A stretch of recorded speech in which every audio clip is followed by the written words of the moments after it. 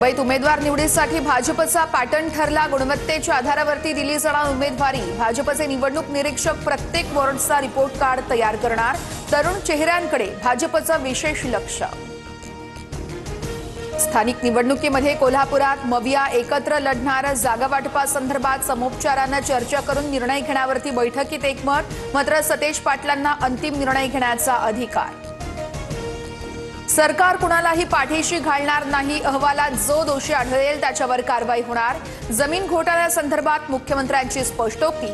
तर FIR न करणारी लोक पार्थ पवारांवरती आरोप करतायत। फडणवीसांची टीका। कोरेगाव पार्कमधील जमीन व्यवहार रद्द करण्यासाठी अमिडिया कंपनीचा अर्ज। दंडासह मुद्रांक शुल्काचे 42 कोटी भरा, मगच व्यवहार रद्द होणार। महसूल विभागाकडून स्पष्ट। पार्थ पवार जमीन घोटाळा प्रकरणातला सर्व व्यवहार रद्द होणार। कोरेगाव पार्कमधील 40 एकर जमीन शासनाकडे पुन्हा जमा केली जाणार। उपमुख्यमंत्री अजित पवारांची माहिती।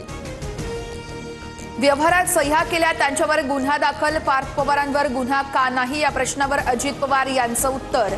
तर व्यवहारात 1 रुपयाही दिला गेलेला नाहीये, मग जमिनीची रजिस्ट्री कशी झाली? चौकशीतूनच समोर येईल, अजितदादांचा खुलासा।